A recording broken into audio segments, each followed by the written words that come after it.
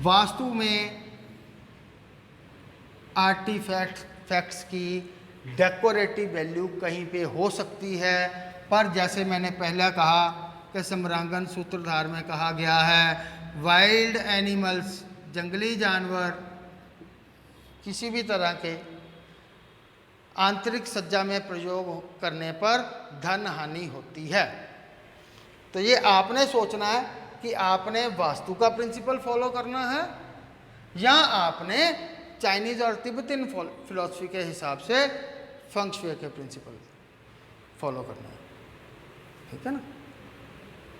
कोई जो टेक्निकल वास्तु पढ़ा हुआ बंदा है वो आपको नहीं कहेगा कि आप जंगली घोड़े साथ दौड़ते हुए घर में लगा लो।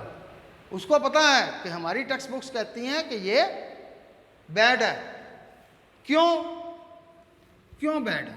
हम कहते हैं कंट्रोलिंग द एनर्जी को हम ऑर्गेनाइज कर रहे हैं। वाइल्ड एनिमल क्या करते हैं? वो कंट्रोल्ड होते हैं क्या? बताओ। जंगल में घोड़े साथ चल रहे हैं, दौड़ रहे हैं, उनकी क्या एनर्जी स्पीड है? उनको किसी ने लगाम डाली हुई है? जो जुते हुए घोड़े हैं, क्या उनके ऊपर कोई बैलेंस चेक है? इंग्लिश की कहावत है, बुल इन चाइना शॉप।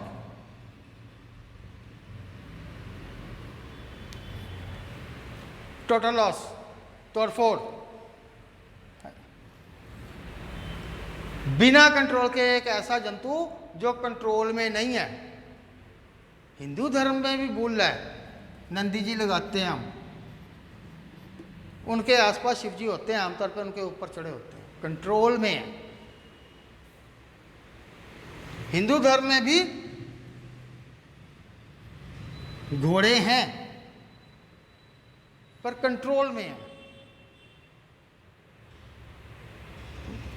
ये नहीं है कि अश्विनी कृतिका नक्षत्र है, ठीक है, अश्विनी नक्षत्र है, उसके देवता जो हैं वो अश्विनी कुमार हैं, ठीक है, वो घोड़े जैसे हैं, उनका बॉडी मनुष्य की है, सिर घोड़े का।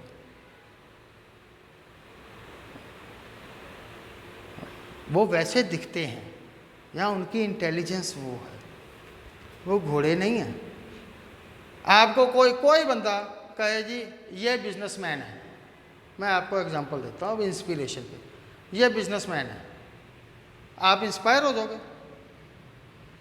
आपको कहते हैं ये मुकेश अंबानी है, ये देखो, आपको कहते हैं ये पॉलिटिशियन है, आप कहते हैं अच्छा होगा, आपको कहते हैं ये नरेंद्र मोदी जी।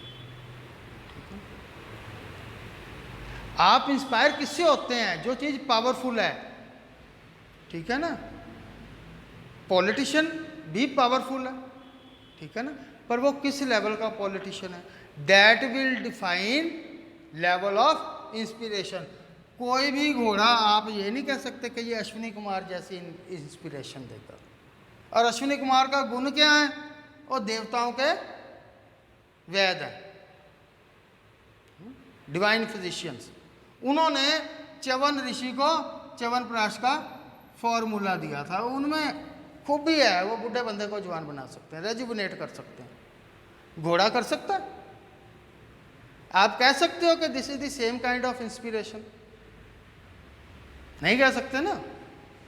तो फिर आपको वो जो 7 घोड़े कह रहे हैं, और यहाँ एक घोड़ा कह रहे हैं, लाल घोड़ा कह रहे हैं, गोल्डन घोड़ा कह रहे हैं, वो आपको देखना पड़ेगा कि वो जो हॉर्स है वो आगे भी तो आपसे आपके जो चाइनीज साइन है उसके साथ भी कंपेटिबल है कि नहीं है। गिफ्ट शॉप वाला बंदा एस्ट्रोलॉजी जानता हो सकता है, पर उसका जो इंटरेस्ट है वो कमर्शियल है।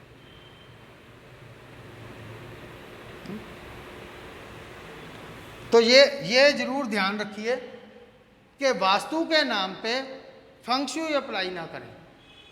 बंदे को कहें कि आप मेरे को बताओ आप वास्तु कर रहे हो या फंग शुई कर रहे हो। जो वास्तु करेगा वो आपसे घोड़े नहीं लगवाएगा। वो आपको कह सकता है कि आप टर्टल रख लो, क्योंकि उसके जब विष्णु जी ने अवतार लिया था समुद्र मंथन, तो उसके ऊपर मेरू पर्वत रखा गया था, तो टर्टल को भी पृथ्वी का आधार गिनते हैं, तो इसके ऊपर बड़ी बड़ा भार रखा जा सकता है। पर वो चाइनीज फिलॉसफी के हिसाब से नहीं देखा कि एक टर्टल है, उसके ऊपर एक बच्चा है, उसके ऊपर एक बच्चा है। Vastu works on inspiration. अगर आपने कुछ भी लगाना है तो उस चीज़ की आपको हिस्ट्री पता होनी चाहिए।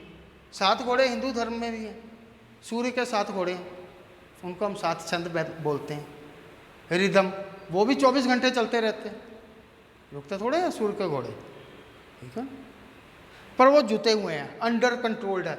जब आप कह रहे हो कि मैं एनर्जी को बैलेंस करूंगा, उसमें आप वाइल्ड एनर्जी कैसे घुसा सकते हैं? आप कह रहे हैं मैं यहाँ पे सब कुछ शांत करूंगा और वहाँ पे आप जंगली घुसा दो, ठीक है ना, फिर झिंगा लाला ट्राइब आ जाएगी और वो झिंगा लाला करेगी। इस बात को ध्यान में रखिएगा। ना मैं वास्तु के बारे में बायस्ड हूँ, ना मैं फेंगशुई के बारे में बायस्ड हूँ। प्रैक्टिकली अगर आप सोचेंगे, लोगों से पूछेंगे, बुक्स पढ़ेंगे, तो आपको पता चल जाएगा कि व्हाट इज द डिफरेंस, ठीक है। With this I and. और घोड़े वास्तु के प्रिंसिपल्स के हिसाब से किसी भी डायरेक्शन में नहीं लगते। अगर आपने 7 घोड़े लगाने हैं तो उसकी वो आप लगा सकते हैं एक आधी डायरेक्शन में, पर वो वाले नहीं हैं जो फेंगशुई के पोस्टर्स में हैं।